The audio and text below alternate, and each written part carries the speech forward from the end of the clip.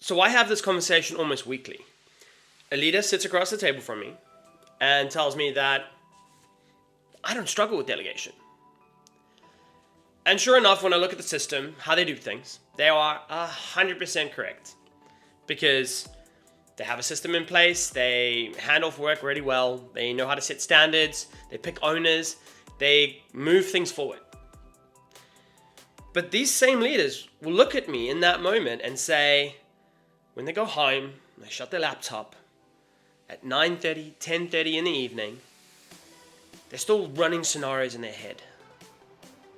They know the plan's covered, they know that they've handed everything off, but their body just stays switched on.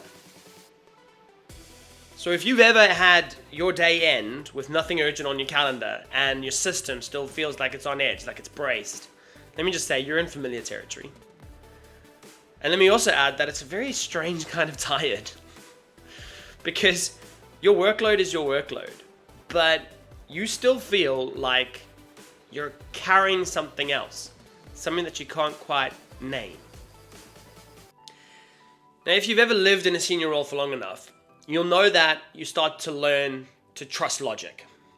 Because logic gets you rewarded, it gets you promoted. Quite frankly, logic gets you taken seriously in the room.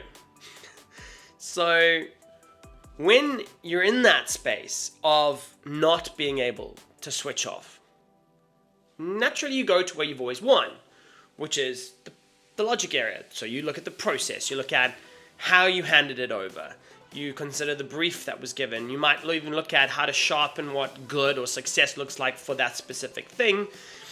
And I get it, because I've been there, I've lived it.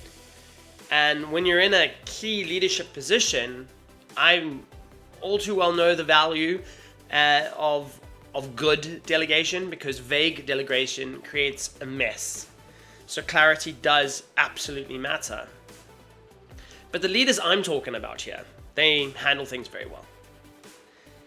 Yet, they still feel on call.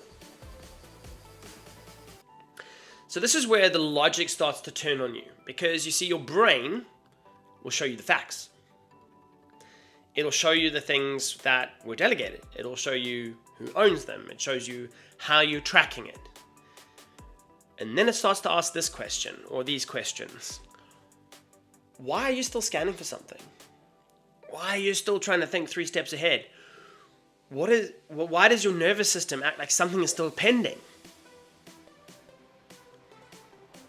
And this is a moment where many high-functioning leaders turn the lens on themselves, and certainly the people I coach like to turn the lens on themselves. They start saying things like, maybe I'm too controlling. Maybe I just don't trust people. Maybe I need a better system. Now, these things are often fallacies, because your process is probably quite solid. But even with a solid process, you have an internal sense of safety that can lag behind. So when the plan actually looks complete to you, it can still feel not complete. And that's the gap where your late night thinking lives, so to speak. That's where the bracing area lives. So yes, the work will leave your plate, but in that moment you kind of still feel like there's a sense of responsibility in your body. Even if everybody's capable, right? Your mind might still hover, because you're replaying conversations, you're preempting questions, you're drafting answers for meetings that you haven't even had yet. And it's exhausting in a very specific kind of way, because it doesn't feel like you're doing more, but it just feels like you're unable to sort of stand down. And when I coach people, I often hear that it's a trust issue. It must be a trust issue. And okay, sometimes it is, but more often it's a mixture of what I like to call risk plus meaning. Because the risk is real. You are accountable, because you do carry a reputational cost, and quite often you will carry a political cost, right? However, even though those things are true, it's the meaning that you're attached to that risk. It's things like, if this fails, what does it say about me? If I miss something, will that make me look careless? Now, I'm yet to meet a senior leader who says these sentences out loud. And by the way, they don't need to, because the body carries the questions. See, closeness often feels like safety. It's why you can sit on the sofa and feel guilt even though the house is quiet. You can be physically off and away from your partner, from yourself, from your family, from your situation, whilst mentally tracking 5 different threads simultaneously. I want to label this for you. Because you see, this pattern didn't start in your current role or your previous role or however many roles you've had. It started in the rulebook, your rulebook, the one that currently runs your life. And your rulebook might say things like, be reliable, stay useful, anticipate problems, don't get caught out. And you say, well, where's this rulebook come from? I'm sure you remember being a kid, and no doubt at some point in your life, most kids will experience that their parents will look at them and say, be careful, watch out. And everything was about being careful, or a lot was about being careful. And what does that teach us? It teaches us to anticipate problems before they happen. It teaches us to not get caught out by something that we might not know. And they become your rules. But you need to realize that these rules were never yours to start with. You don't sit down one day when you're a kid and go, I'm going to choose to carry that all in my head. You've absorbed a set of rules, and then you're going to build your life from them. And in some cases, you built your success on these rules. So even when your adult mind trusts the situation, trusts the scenario, there's an older part of you that's staying alert. And that older part is the part of you that learned that being on top of things reduces risks. It learned that catching issues earns respect. It means that it's also learned that, we can feel exposed when we give things away. Because even when that road is straight, this old part of you still wants the hands on the steering wheel.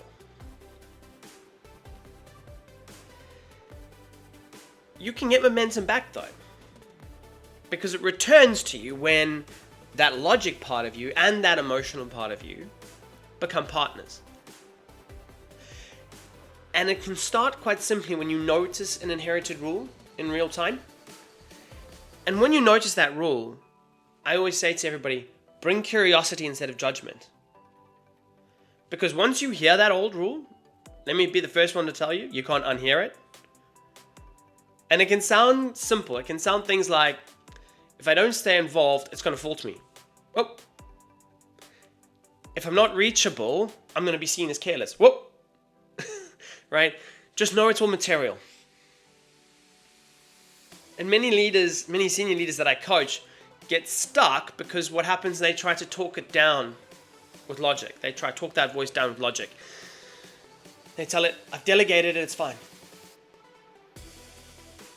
Look, your body is not going to buy that because the belief was built through experience. So it can only loosen through experience and exposure.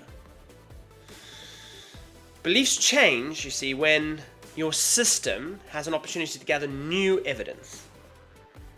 So for example, let's say a stakeholder reaches out to you after hours and you wait until 8:30 in the morning afterwards to reply. That response is just as professional as if you'd replied at midnight.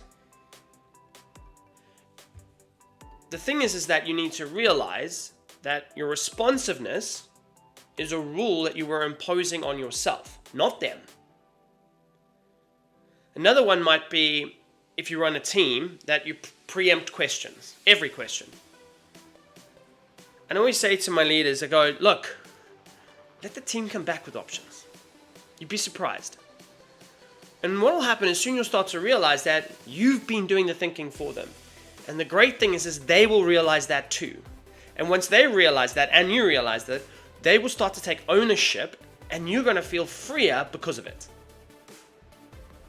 See, you can be accountable without being absorbed. You can lead without living inside the work. It does take inner work to get there, and when you do that work, it creates a real air in your week.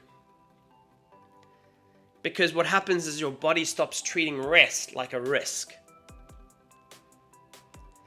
Now, if any of that resonated with you, it's probably because you've done all the obvious things and yet you still feel on. Whether that's delegated, or you may even have a really high level of clarity. But maybe some of what I've said has pulled on a part of you that stays on without you knowing why. And now I've helped you put a label to it. Because it's that rule. The rule that is underneath this, that's playing a bigger part than you see. And if you want to go deeper into this, I would suggest that you take some time to just uncover that inner voice. And if this really resonated and you'd like to do that work with me, it's exactly what I do in my Momentum Lab. Arm in arm, we walk through it, we look at your unique situation, we uncover those blockers, and we put them in the box of old stuff. I'll put the link in the description. Just know it's a place for us to have a call with no pressure, and it's a place to go deeper and have a conversation with someone who gets what this costs. If that's not the space for you right now, as I say, uncover that inner voice. Stop letting it rule your life. It's your chance to take your rule book back.